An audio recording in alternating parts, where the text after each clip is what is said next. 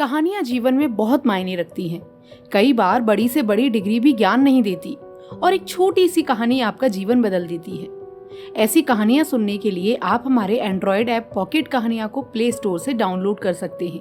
आज मैं आपके लिए पापा ने मम्मी को खुद से अलग क्यों कर दिया, इस कहानी का तीसरा पार्ट लेकर आई हूँ। इंसान से तो कोई लड़ ले, अपना हक मांग ले, छीन ले, पर विधि के विधान से मैं कैसे लड़ती। 2 महीने बीत गए। माँ की जमा की हुई सारी जमा पूंजी अब खत्म हो चुकी थी। इसलिए मौसी ने सलाह दी कि पापा को खबर कर देनी चाहिए, पर माँ राजी नहीं हुई। वो अपने लिए पापा का एहसान लेने को तैयार नहीं थी, पर मेरे बारे में उन्हें चिंता जरूर थी। इसलिए उन्होंने मौसी से ये कहा कि उनके जाने के बाद मुझे उनके पास पहुंचा दिया जाए। जिसके बाद माँ से पूरा नाम पाकर मौसी ने किसी IAS अफसर के जिम्मे उन्हें ढूंढने का काम सौंप दिया। पता चला कि वो नए परिवार के साथ देहरादून में रहते हैं। माँ को बिना बताए मौसी ने उन तक ये खबर पहुंचवा दी। 15 दिन बीत गए, वहां से कोई जवाब नहीं आया। जिस पर मैंने सोचा कि अच्छा है माँ को कुछ नहीं पता, नहीं तो उन्हें ये सुनकर कितना दुख होता। आखिरकार 2 दिन बाद उनकी मौत हो गई। 4 दिन और बीत गए। फिर जाकर देहरादून से टेलीफोन आया, जिससे पता चला कि वो परिवार के साथ छुट्टी पर गए हुए थे। लौटते ही फोन किया, इसलिए इतनी जल्दी दोबारा छुट्टी लेना मुश्किल था। इसलिए उन्होंने अपने एक जूनियर रमेश जी को कुछ पैसे देकर रवाना भी कर दिया और साथ में मुझसे बात करने की इच्छा भी जताई। लेकिन मेरा मन ही नहीं किया अपने पापा से बात करने का। मुझे तो उन पर बहुत गुस्सा आ रहा था।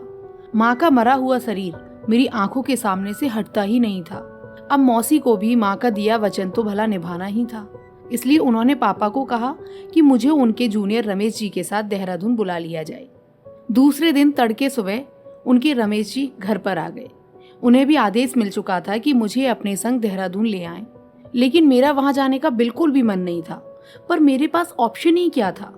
पिता पर गुस्सा था और माँ को खोने का दर्द था।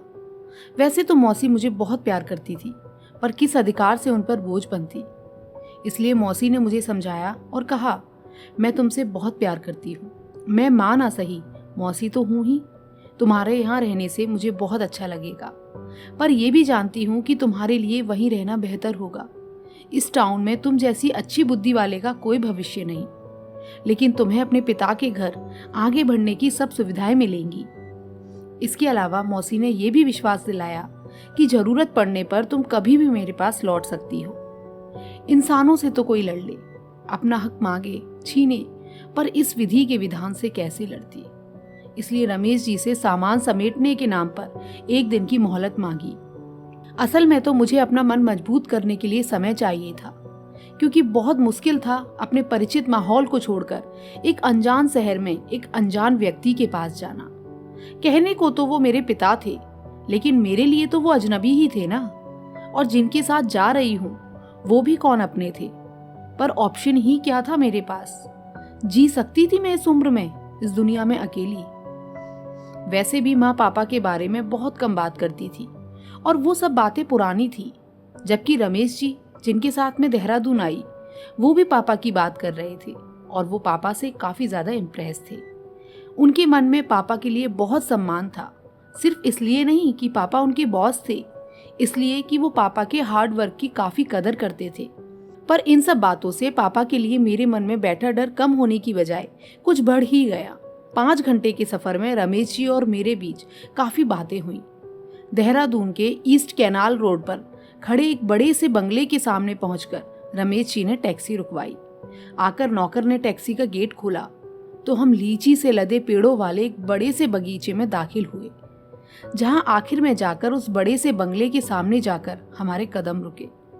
तभी अंदर के कमरे से एक महिला बाहर निकल कर आई, जिसे देखकर रमेश जी ने मेरी तरफ इशारा करके उनसे कहा, मैडम मैं वैशाली को ले आया हूँ।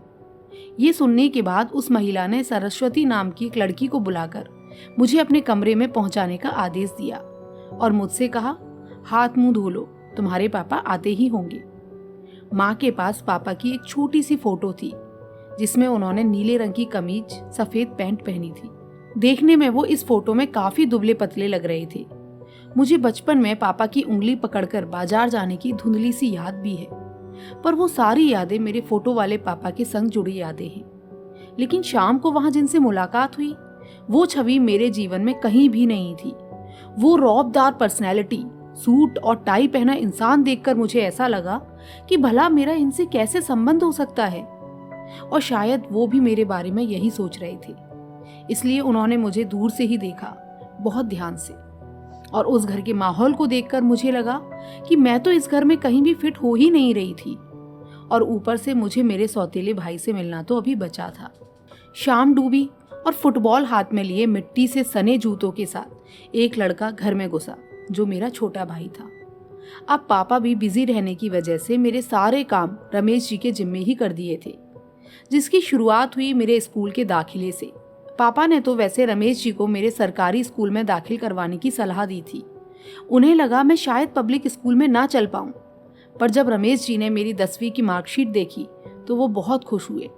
बाकी सब्जेक्ट्स के अलावा मेरे अंग्रेजी में बहुत अच्छे नंबर आए थे, जिसे देखकर उन्होंने मुझसे पूछा, ये तुम्हारी मार्कशीट है? ये तो बहुत अच्छे नंबर हैं।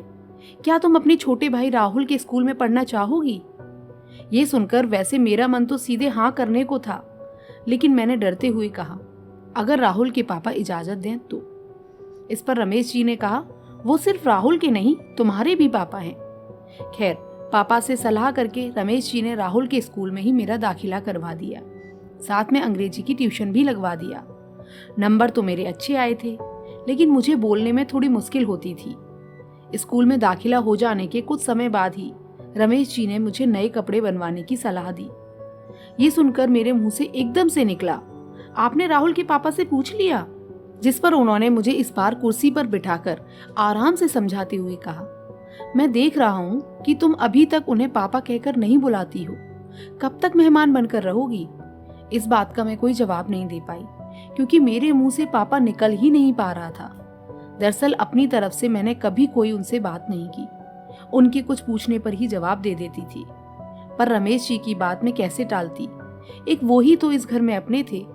इसलिए मैंने अपने मन को समझाते हुए कहा कि वैशाली, वो नीली कमीज और सफेद पैंट वाले मेरे पापा हैं।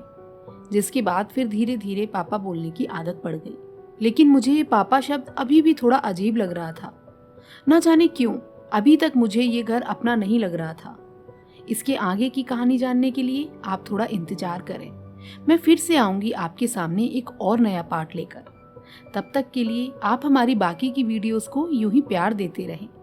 और आज की कहानी से हमें ये पता चलता है कि घर बड़ा हो या फिर छोटा, अगर घर में मिठास ना हो तो इंसान तो क्या, घर में चींटियां भी नहीं आती।